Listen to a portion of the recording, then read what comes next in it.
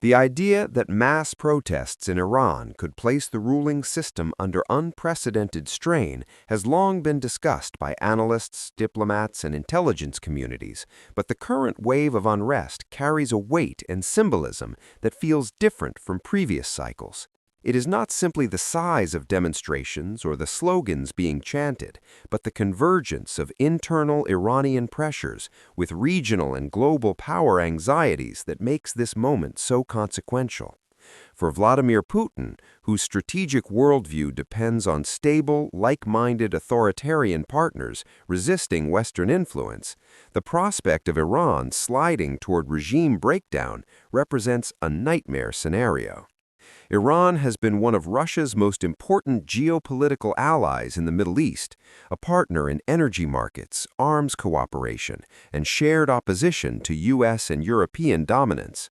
When the streets of Tehran, Mashhad, Isfahan, Shiraz, and dozens of smaller cities fill with angry citizens demanding change, the shockwaves are felt far beyond Iran's borders, reaching directly into the Kremlin.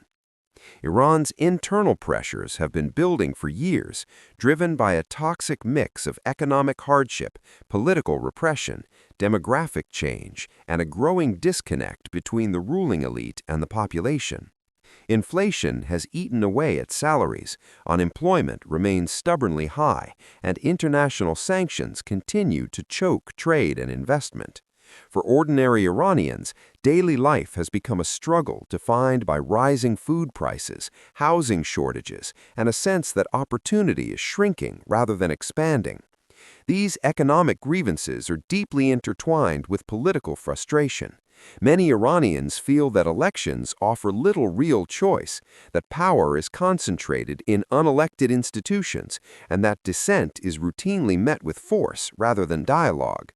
When protests erupt under such conditions, they are rarely about a single issue.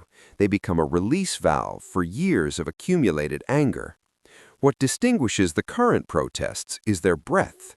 Demonstrations have drawn in students, workers, women, retirees, and even segments of the traditional middle class that once formed a pillar of regime stability. Social media, despite heavy censorship and periodic internet shutdowns, has allowed images and videos of clashes with security forces to spread rapidly, reinforcing a sense of shared struggle across regions and social classes. Chants that once focused on specific policies or officials are increasingly aimed at the system as a whole. This shift in tone is crucial because it signals that many protesters no longer believe reform from within is possible. For any authoritarian system, that loss of belief is far more dangerous than isolated economic complaints. From Moscow's perspective, the danger is not only that Iran could experience profound political change, but that such change could inspire similar movements elsewhere. Putin's Russia has its own history of mass protests, from the demonstrations following disputed elections to more recent expressions of discontent sparked by economic stagnation and unpopular policies. The Kremlin has worked tirelessly to prevent these movements from gaining momentum, portraying them as far-and-backed attempts at destabilization. If a close partner like Iran were to see sustained protests weaken or even topple its ruling structure, it would undermine the narrative that strong security states can indefinitely suppress popular unrest. It would also embolden opposition movements in other authoritarian countries, including those within Russia's sphere of influence. Iran's role in Russia's strategic calculations cannot be overstated. The two countries have cooperated closely in Syria, where Iranian-backed militias and Russian air power together ensured the survival of Bashar al-Assad's government. This partnership allowed Moscow to project power in the Middle East at relatively low cost, while challenging U.S. influence in the region. Iran has also been a key partner in energy diplomacy, coordinating positions within OPEC+ frameworks to manage oil production and prices. A destabilized Iran would complicate these arrangements, potentially leading to unpredictable shifts in energy markets that could harm Russia's economy, which remains heavily dependent on hydrocarbon exports. There is also a military dimension. Russia and Iran have deepened defense cooperation in recent years, including technology transfers and joint exercises. For Moscow, Tehran represents both a customer and a collaborator in developing alternatives to Western military systems. If Iran's leadership were weakened or replaced by a government seeking reapproachment with the West, Russia could lose access to an important strategic partner. Worse, from Putin's point of view, a post-crisis Iran might reassess its foreign policy alignment altogether, reducing its reliance on Moscow and Beijing in favor of renewed engagement with Europe and the United States. The protests themselves are fueled by a generational divide that is becoming impossible to ignore. Iran is a young country with a large portion of its population born after the 1979 revolution. For many of these young people, the ideological narratives that once legitimized the system hold little emotional resonance. They are connected to the outside world through culture, technology, and education, even when formal political channels are closed. Their demands are often framed in terms of dignity, personal freedom, and economic opportunity, rather than abstract geopolitical goals.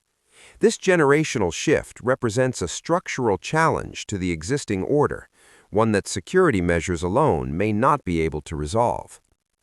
Women have played a particularly visible role in the protests, highlighting grievances related to social restrictions, legal inequalities, and state control over personal behavior. Their participation has broadened the movement's appeal and underscored the depth of dissatisfaction across society. When women, students, and workers appear together in the streets, it becomes harder for authorities to dismiss unrest as the work of marginal groups or foreign agents. For external observers like the Kremlin, this diversity of participation suggests a resilience that makes the movement harder to crush quickly.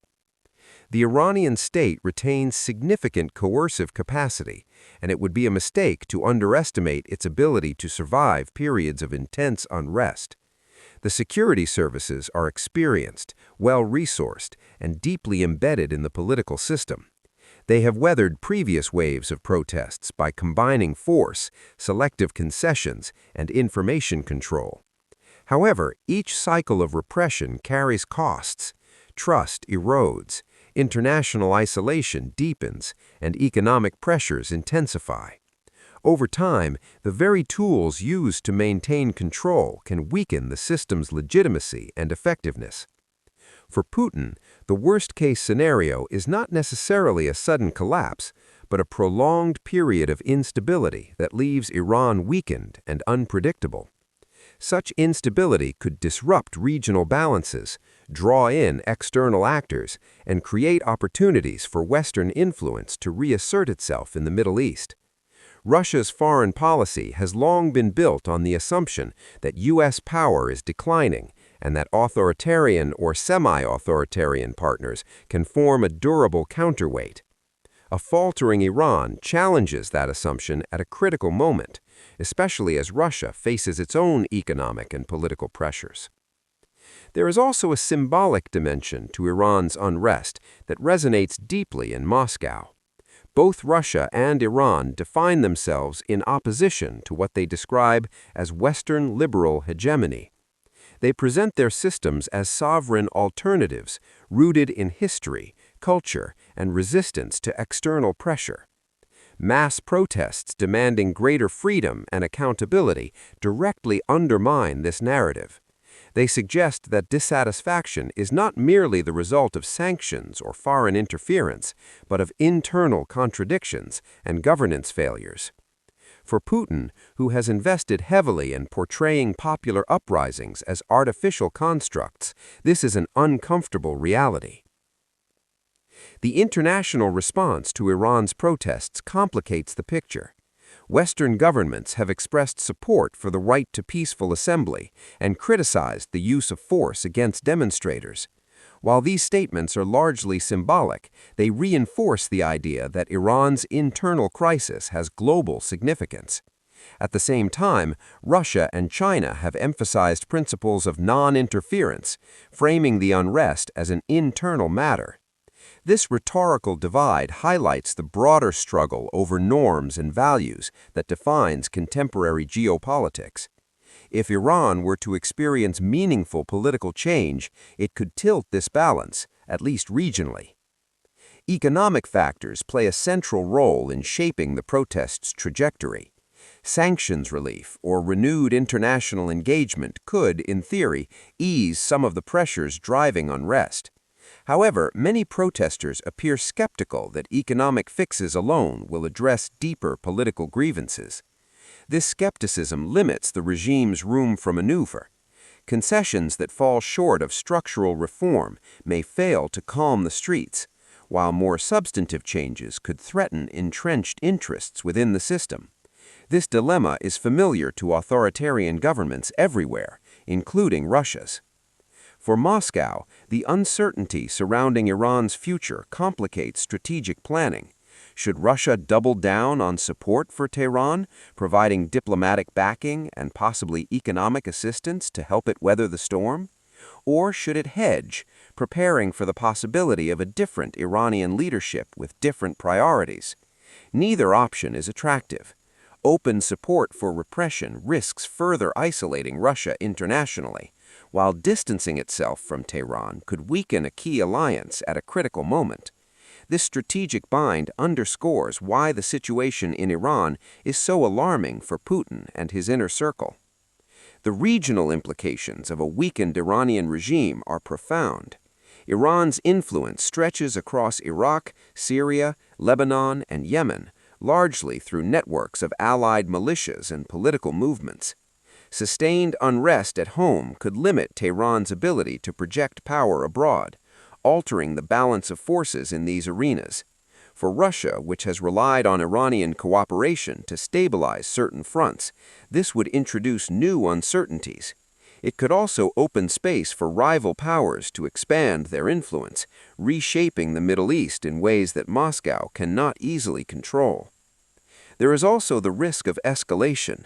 History shows that regimes under intense internal pressure sometimes turn to external confrontation to rally national sentiment. Any such move by Iran would carry significant risks, potentially drawing in rival adversaries and global powers. For Russia, which seeks to avoid further destabilization while managing its own conflicts and economic challenges, this is an unwelcome possibility.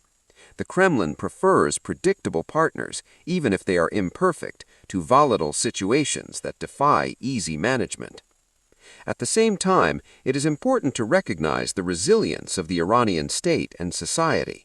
Iran has endured war, sanctions, and repeated waves of unrest without experiencing total collapse.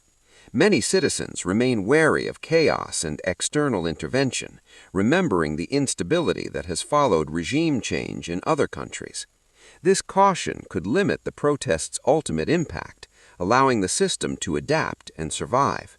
For Putin, even this outcome carries lessons. It reinforces the idea that endurance, not popularity, is the key to authoritarian survival, but it also highlights the constant effort required to maintain control in the face of social change. The psychological impact of the protests on authoritarian leaders should not be underestimated. Images of crowds defying security forces, of slogans challenging long-standing power structures, resonate far beyond national borders. They serve as reminders that no system is entirely immune to popular pressure. For Putin, who has built his rule on a careful balance of coercion, co-optation, and narrative control, the events in Iran are a warning sign.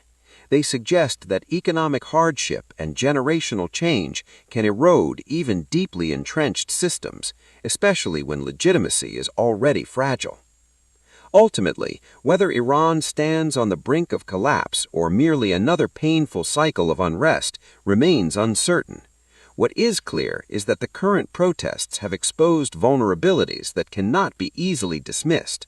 They have highlighted the gap between rulers and ruled, the limits of repression, and the power of collective action in an interconnected world.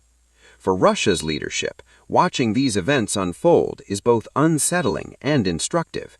it forces a confrontation with uncomfortable questions about stability, legitimacy, and the long-term sustainability of governance models.